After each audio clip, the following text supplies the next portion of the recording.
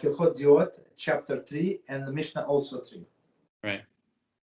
So it says, a person who accustomed himself to live by the rules of the medicine does not follow the proper path if his sole intention is the entire body and the limbs be healthy, and that he have children who will do his work and toil for him.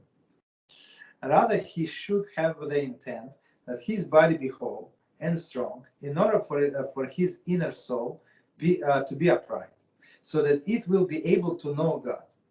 For it is impossible to understand and become knowledgeable in wisdom when one is starving or sick, or when one of his limbs pains him. Similarly, one should intend to have a son with a hope that perhaps he will be wise and great man in Israel. Thus, whoever walks in such a path all his days will be serving God constantly, even in the midst of the business dealing, even during the physical intimacy, for his intent in all matters to fulfill his needs, so that his body be whole to serve God. Even when he sleeps, if he retires with the intention that his mind and body rest, lest he take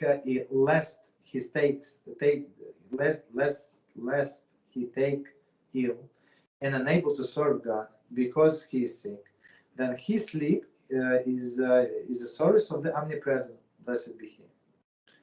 In this matter, our sages have directed and said, and all your deeds should be for the sake of heaven.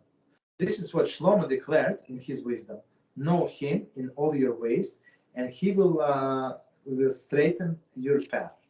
It's Proverbs 3:6. Okay.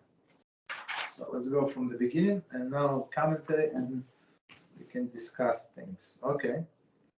So it says, a person who accustomed himself to live by the rules of the medicine does not follow the proper path in his sole intention. If his sole intention is that the entire body and the limbs be healthy. Okay, so commentary 29. The Rambam puts the maintenance of health mentioned in the previous Halachah into a proper perspective. It is not to be pursued as a goal or in its own right. Rather, it should be appreciated as a merely means to enable one to reach the awareness of God. The Rambam develops this idea at length as Shmona Prakim, chapter 5, stated.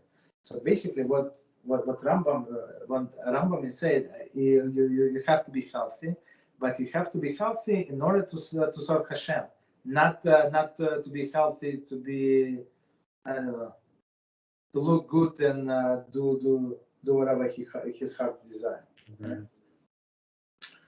A person should have the intention while eating, drinking, engaging in physical intimacy, sleeping, awakening, moving, and resting, that he does so for the purpose of his physical health alone. That's right.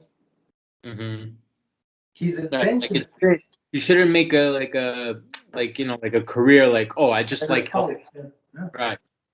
Like all of these magazines, all of these. I don't know what people do.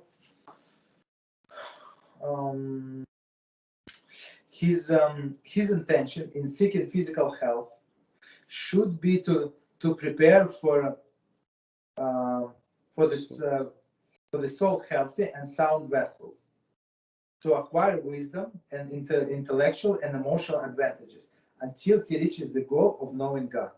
So as Rambam is going, as we just said, so when the person is sick or he's so let's talk about health, right? So when he's sick and he has this ache and that ache, so it's not so easy to concentrate on his learning, and he cannot work. So he's like has all of the 1.5 million worries in his head. So that's not good. Mm-hmm. So continue after 29. And that he have children who will do his work and toil for him. So basically, that's what is in the olden days. Who is rich, who has many sons, right? So sons would work in his father's field, in their father field, and this guy becomes rich. So his only goal to inherit many children. So he can become rich. Understand? So number three, there is through the procreation, there is though the procreation is valid reason for physical intimacy.